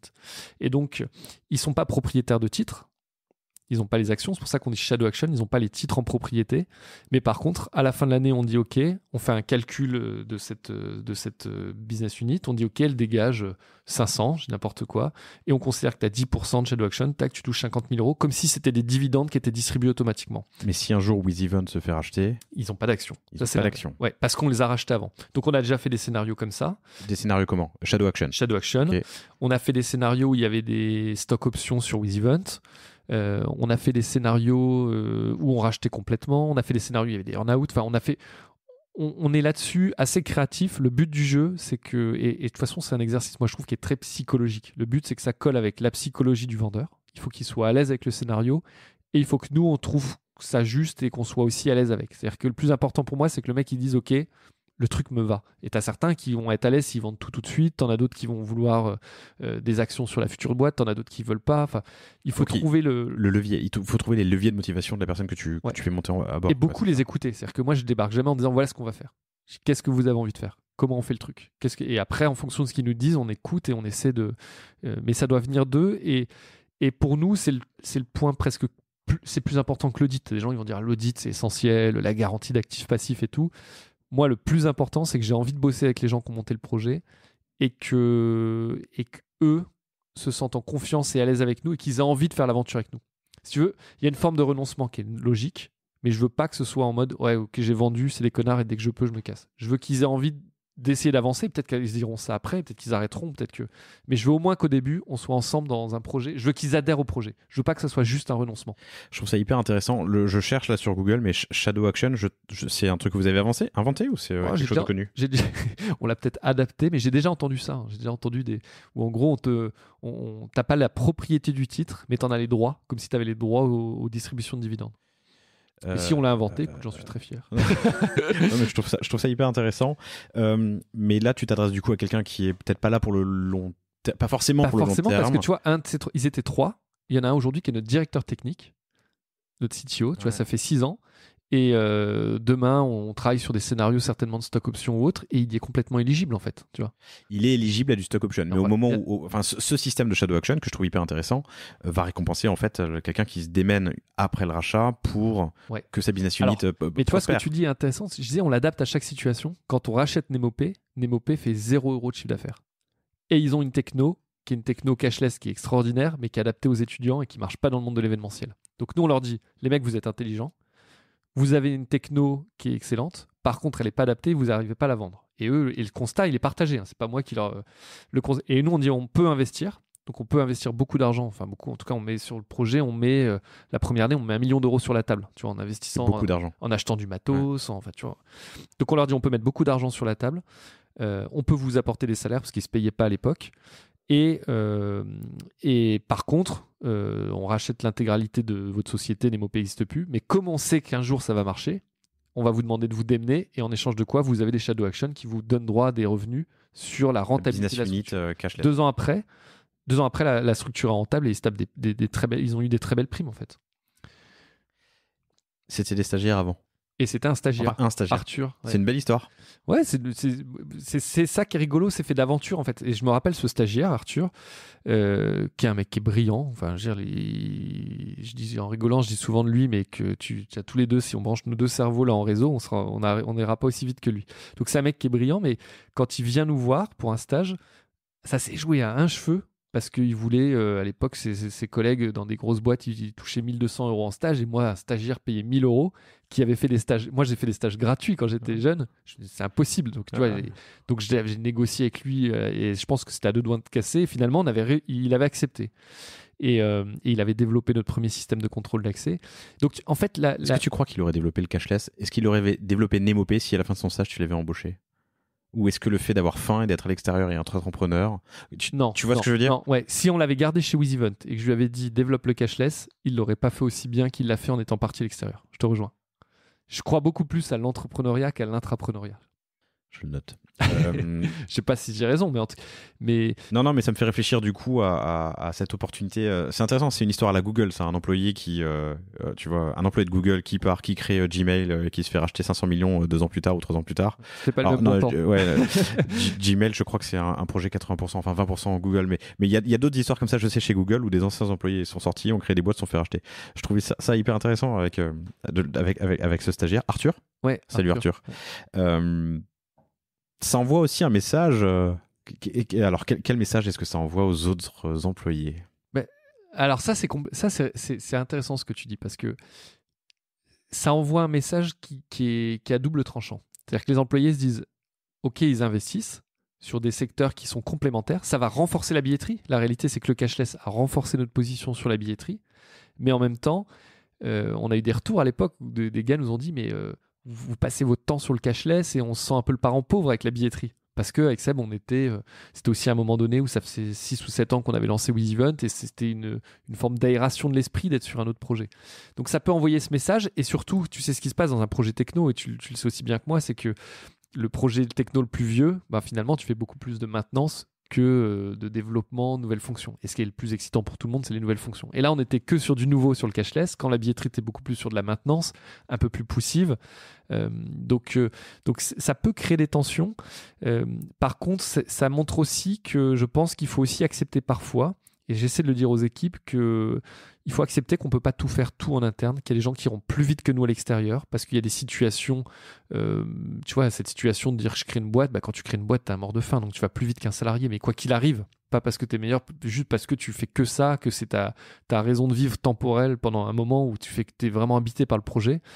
Et donc ça permet de dire, on sait faire des choses en interne très bien, mais des fois, il faut avoir l'humilité de dire, on ira plus vite en allant faire appel à des externes. Moi, je me bats aujourd'hui avec mes équipes techniques, elles vont m'entendre, je vais leur redire encore une fois, j'aimerais qu'on soit en capacité de sous-traiter une partie de nos développements. pas les développements clés, pas les développements stratégiques, pas le cœur du réacteur, mais j'aimerais que des fois, pour qu'on ait plus de vélocité, on soit capable de dire, bah tiens, on va solliciter une société à qui on va sous-traiter un développement. Alors il y a la peur de perdre le contrôle, une histoire, ouais, mais on maîtrise pas bien, et je leur dis, mais ça dépend du niveau des gens avec qui on bosse, et puis ça dépend de comment on structure le projet. Et alors ce qui est rigolo, c'est que l'histoire commence à me donner raison, parce que avec cette crise, tu t'imagines bien que de plus en plus de gens veulent être en télétravail complet, partiel, mais avec beaucoup de jours à l'extérieur. D'autres veulent changer de vie et tout. Et aujourd'hui, j'ai des équipes techniques qui me disent non, mais si, ça marche très bien. On peut potentiellement très bien fonctionner comme ça. Et je leur dis alors, qu'est-ce qui fait C'est la diff, quoi. Bon, il y a quand même une différence, c'est que on autorise ces scénarios un peu extrêmes de télétravail un peu plus fort sur des gens dont on a une parfaite confiance, qui connaissent la boîte depuis un moment, qu'on prouvait en fait, avec qui on est à l'aise. C'est vrai que c'est pas la même chose d'aller voir une boîte que tu connais pas ou d'aller sous-traiter. Mais pour autant, je pense qu'on gagnerait à s'ouvrir un peu là-dessus. Et il y a une telle tension sur ces métiers que de temps en temps, ça permettrait que la roadmap, qui est toujours chargée, soit on la décharge un peu, soit on rajoute des éléments de notre liste au Père Noël dedans. C'est hyper intéressant et comment on dit en français, je me relate, je relate, je m'identifie totalement à ce que tu dis. Nous, on a exactement ce sujet là sur le marketing de l'agence. On a chez nous des concepteurs rédacteurs incroyables, des gens qui font du podcast, qui sont très très bons. On a des gars en activation, en acquisition qui sont ultra bons. Et sur le marketing de l'agence, on a toujours tendance à se dire, bon, cette heure où tu bosses pas pour un client de l'agence, bah, tu peux la bosser sur, je sais pas, des articles, de la promo, du SEO pour le... Et en fait, on le fait pas assez bien, pas aussi bien qu'on ne le ferait, qu'on le fait pour nos clients. Et on est en train de se dire justement sur ces sujets, peut-être qu'en fait, il faut outsourcer. On garde la maîtrise, disons la direction éditoriale, par exemple, s'il s'agit d'articles. Mais outsourcer parce que des gens le feront mieux que nous, parce qu'on sera déjà traité comme des clients. Il y a ça aussi peut-être. Et puis c'est le problème du cordonnier, hein, tu vois. Ouais. Ce que tu dis résonne avec ce que j'ai un pote qui est notaire et qui vient de s'associer avec un autre cabinet de notaire et tout. Et c'est une grosse opération, c'est une 40aine de notaires et tout. Et je lui dis comment vous avez fait pour le juridique, et il se met à rigoler. Il me dit, tu sais qu'on est les plus mal lotis. Il dit, on l'a toujours pas fait. Il dit, on est complètement fou. Et il dit du coup on a demandé à un cabinet de le faire, parce que normalement il sait faire des statuts et tout, ils en font d'ailleurs, le notaire. C'est une formation juridique, et il me dit là on a demandé de le faire, et je lui dis explique-moi pourquoi tu as demandé. Et ce qui m'évoquait aussi, il me disait mais ça permet que si c'est nous qui le faisons, il me dit on va faire des conneries. Et il dit là, comme c'est quelqu'un d'externe qui le fait, on est en client, ce que tu as dit, et on est en contrôle. Et on va juste regarder, on aura l'esprit plus clair. Et des fois, je pense qu'il faut accepter effectivement de faire appel à d'autres. Et c'est souvent vécu comme une faiblesse. Et en fait, moi, je crois que les gens les plus forts, c'est ceux qui reconnaissent leurs faiblesses. Et je suis plus impressionné par quelqu'un qui me dit, tu sais, moi, je suis pas bon là-dessus, parce que je me dis, tiens, le mec se connaît, il comprend ses limites, et je trouve que c'est beaucoup plus que quelqu'un qui me dit non, moi, il n'y a pas de souci. Comme quand tu fais visiter un appartement que tu veux vendre. T'as toujours ceux qui il n'y a aucun problème, tout va bien. Bah, moi je suis beaucoup plus à l'aise pour acheter un appart quand le gars me dit venez, je vais vous montrer quelque chose. Là ça fuit, voilà ce qu'il faut faire, ça coûte 200, 500, 600 euros, mais voilà ce qu'il faut faire, voilà pourquoi on l'a pas fait. Enfin, que le mec me dit ok, si le mec il est transparent comme ça, j'aurai pas d'autre surprise que ceux qui disent tout est parfait. J'ai alors attends, où est le loup? Ouais. C'est hyper intéressant, en plus de travailler avec des ressources externes sur des métiers qui sont les tiens, ça te permet de cranter, d'apprendre. Parce que tu vas trouver une nouvelle méthode, des nouveaux réflexes, des nouveaux rituels. Tu dis, ah tiens, ça peut mal, on pourrait se l'adapter. Et potentiellement des gens un jour que tu réintègres. Que tu vas recruter. Ouais. Exactement. Et puis tu vas plus vite, tu gagnes du temps. C'est-à-dire que la latence entre le temps de recrutement, de formation de quelqu'un chez toi et quelqu'un qui est aussi câblé pour ça. C'est-à-dire que nous, on gère aussi, tout à l'heure je parlais de la maintenance, mais nos équipes, quand elles sont sur un projet de développement, elles ont toujours un petit flot de maintenance. Mais ce petit flot de maintenance, c'est l'excuse à tout pour pas tenir des délais. Parfois, c'est la réalité, c'est que ça les empêche de tenir les délais. D'avoir quelqu'un externe qui est focus sur un projet, ça permet d'avancer. Par contre, ce qui est frustrant, mais tu l'as dit, et ça rejoint un peu pourquoi des fois on rachète une boîte, comment c'est vécu en interne. Du coup, ils disent ouais, mais c'est frustrant, c'est le projet cool, celui-là, c'est celui qu'on voudrait faire, on veut plus faire la maintenance. Donc c'est cet équilibre qui est pas simple à gérer. C'est le truc le plus dur, tu vois, gérer les équipes techniques, gérer le produit, je trouve que c'est le truc le plus dur parce que tu es sur des ressources qui sont pénuriques, tu es sur des métiers qui sont pas simples, enfin tu vois, c'est pas binaire, c'est pas. Donc ça et bien en même temps, c'est ce qu'on vend, on vend une techno, donc c'est là-dessus où il faut essayer d'être le plus rapide, et c'est là-dessus où je pense qu'avec Sébastien, il faut qu'on arrive à passer mon associé un peu plus de temps aussi, remettre les mains aux côtés des équipes là-dessus. T'es là pour rester. Alors vous avez fait une levée de fonds il y a quelques années, mais tu me dis que vous avez une volonté peut-être en fait, dans le futur de reprendre le contrôle. Ouais, alors en fait, si tu veux, il n'y a rien de défini. C'est-à-dire que tu as beaucoup d'entrepreneurs qui disent ok, je monte la boîte, dans 3-4 ans, on fait telle opération, ensuite on vend. Tu sais, c'est presque déjà prédéfini. Nous, on ne sait pas le faire. Alors, je ne suis pas en train de critiquer ceux qui ont un truc très structuré, mais nous, on n'est pas là-dedans. On a monté cette boîte parce qu'on avait envie d'être entrepreneur. Moi, je crois que c'est ce qui collait le mieux à ma façon d'être, c'était d'être entrepreneur. Donc, je cherchais un projet. J'avais cet associé avec qui ça marche parfaitement. Et donc, on cherchait un premier projet. On a monté cette première boîte d'événementiel. Ensuite, on monte WizEvent. Et là, on a un gros coup de cœur sur le projet parce que le secteur nous plaît, l'événementiel, parce que ça répond à notre besoin. C'est-à-dire qu'on l'a créé pour répondre à notre besoin d'organisateur. On galérait à vendre des billets, les solutions n'étaient pas adaptées, donc on fait cette solution. Et puis, il se trouve qu'on a de la chance d'avoir de la croissance, qu'on s'entend super bien toujours avec Sébastien. Et donc, j'ai pas d'horizon défini. Peut-être que je vais arrêter WizEvent demain matin et peut-être que dans 40 ans, je serai encore dessus. La seule peur que j'ai dans l'horizon de temps, c'est que et Seb, je pense qu'il est un peu comme moi, c'est qu'à un moment donné, je pense que si on n'est plus les bonnes personnes, je veux pas faire l'année de trop, tu sais, comme le sportif qui fait l'année de trop, ou celui qui reste trop longtemps, qui s'obstine à être le CEO trop longtemps, alors qu'à la fin il est plus bon. Donc ça, Tony Parker qui part à Chicago, non, qui part à je sais plus dans quelle Cleveland, ville. non? Ouais, c'est ça. Et qui finalement n'y va Charlotte, pas. ouais, je sais plus. Ouais. Et bah, ça me fait ça me fait un peu peur. Par contre, tant que je prends du plaisir dedans, je me projette à long terme. C'est-à-dire que actuellement on prend du plaisir dedans, donc on a fait rentrer un fonds d'investissement en 2012 qui s'appelle A+ Finance, qui est resté chez nous 2 ans et demi avant que Vente Privée rachète leur participation. Ils avaient donc en tout vous aviez levé 1 million. 1 million d'euros. T'avais lâché quelle part de la boîte? On avait lâché 33%. C'est beaucoup sur une levée de fonds à l'époque. Par contre, à l'époque, 2012, une levée d'1 million d'euros. C'est rare. Enfin, c'est rare, il n'y en a pas beaucoup. Aujourd'hui, c'est une levée en termes de 10, 15, tu vois, je dirais. Parce qu'il y avait beaucoup moins d'argent, on était en pleine crise financière et tout, c'était compliqué. Et donc en 2012 et 2014 ou 2014, Vente Privée rachète leur part. On garde le contrôle avec Sébastien et ça c'est essentiel pour nous, tu vois, d'opérationnellement garder le contrôle. Mais on est aujourd'hui dans des réflexions de se dire tiens, on a fait un beau parcours avec Vente Privée. Vente Privée, c'est pas leur cœur d'activité d'être dans le monde de l'événementiel. Ils ont des volontés de se recentrer. Nous, on a été contents de leur appui et ainsi de suite, mais on a conscience aussi que c'est nous qui portons la croissance aujourd'hui. Donc on est dans des réflexions de se dire est-ce que c'est pas le moment de reprendre le contrôle complet de A à Z, c'est-à-dire de ne plus avoir d'investisseurs externes. Et ça, si tu veux, on le fait pas forcément dans une logique patrimoniale, parce que on pourrait dire ok, c'est juste pour une logique patrimoniale, mais on le fait aussi dans une logique de maîtrise complète de la suite, et parce que je préfère aujourd'hui avoir finalement des salariés qui ont des plans d'action avec nous, plutôt que d'avoir un investisseur, même s'il nous a apporté de la valeur à un moment T, un investisseur qui est plutôt passif dans le projet, tu vois, qui est moins opérationnel que nous. Et alors comment tu fais? Là-dessus, tu as différents mécanismes. Donc, soit tu as beaucoup d'argent et tu rachètes les parts, ce qui est pas. Mais alors, c'est la société qui peut racheter ou c'est vous ou une holding? Tout le monde pourrait potentiellement, mais en fait, comment on fait ce mécanisme-là? C'est un mécanisme de LBO, c'est-à-dire que tu.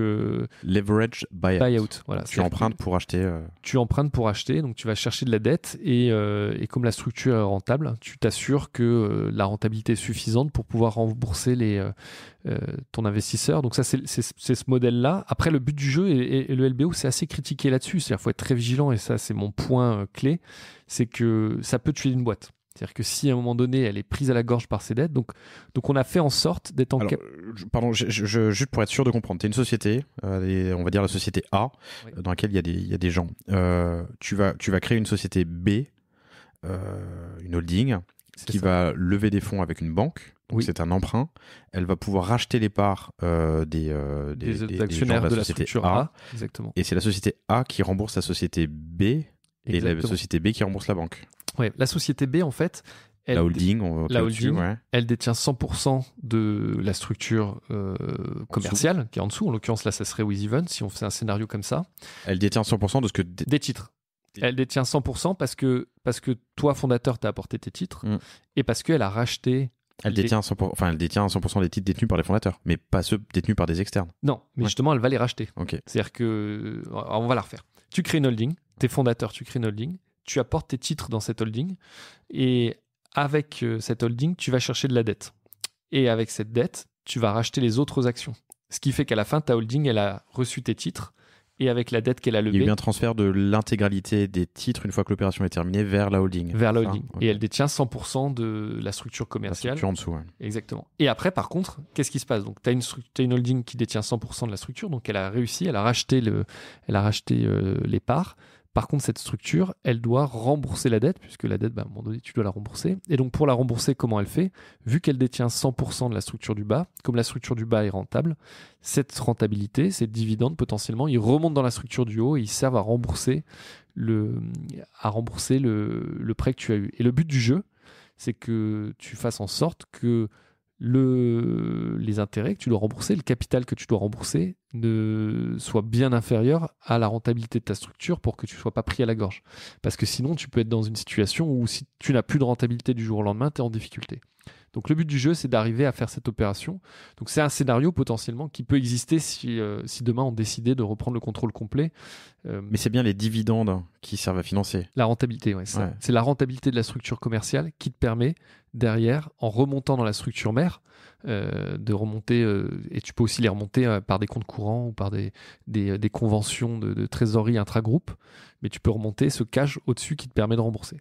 À condition de le faire avec l'accord ou en tout cas les droits si tu les as des autres actionnaires de la société en dessous. La société donc ça, c'est des scénarios qui permettent potentiellement de reprendre le contrôle d'une structure, en tout cas d'en prendre le contrôle complet potentiellement, mais et après tu as d'autres scénarios aussi où tu peux imaginer de remplacer un investisseur par un autre investisseur, mais en l'occurrence ça ferait pas sens. C'est-à-dire que nous aujourd'hui on a plutôt dans la réflexion dans laquelle on a plutôt la logique de dire à partir du moment où on a une structure rentable qui nous permet malgré tout d'investir, d'avoir de la croissance, des ambitions internationales, autant reprendre le contrôle complet pour maîtriser parfaitement la suite. Et comment est-ce que tu fixes un prix? Parce que là, tu es un peu jugé parti. Un prix, il faut faire venir un CAC en général qui va définir une valeur en fonction de la dernière levée ou dernier... C'est une négo. C'est une négo entre ce que toi, tu estimes un prix.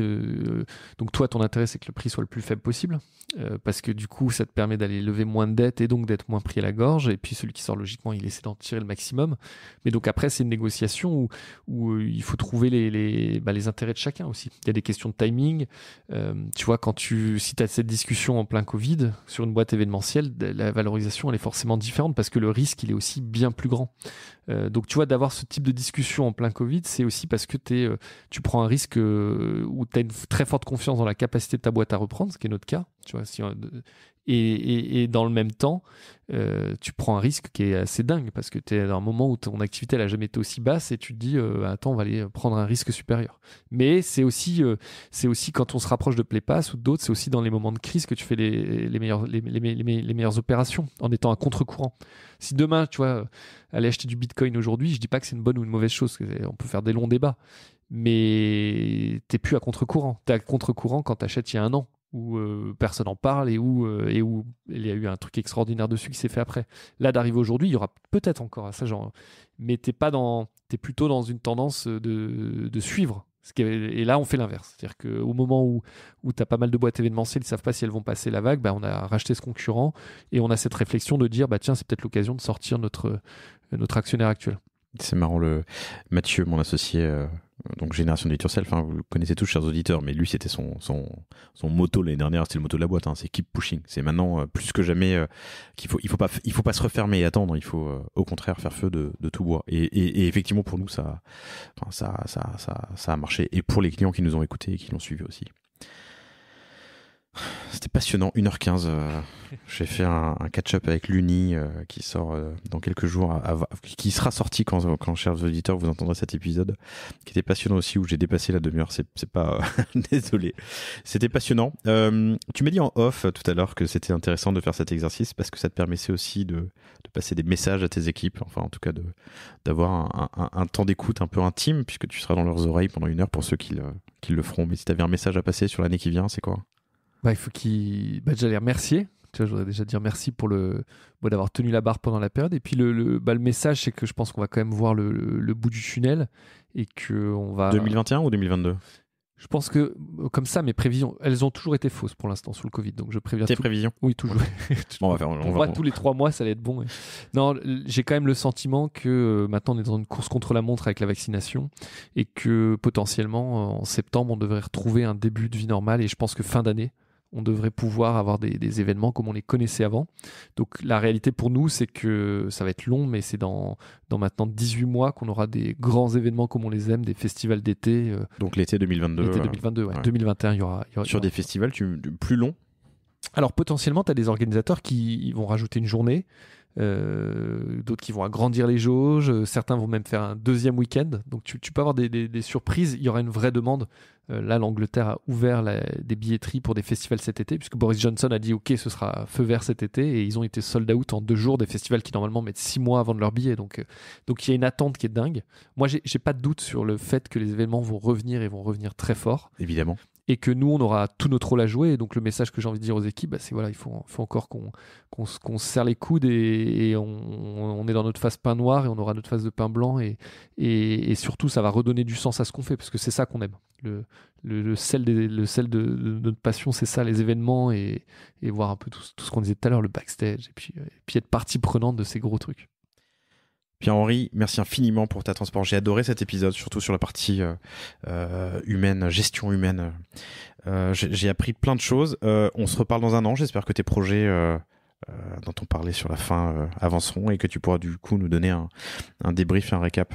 Carrément. Merci infiniment. Merci chers Laurent. auditeurs. À très bientôt. Au revoir.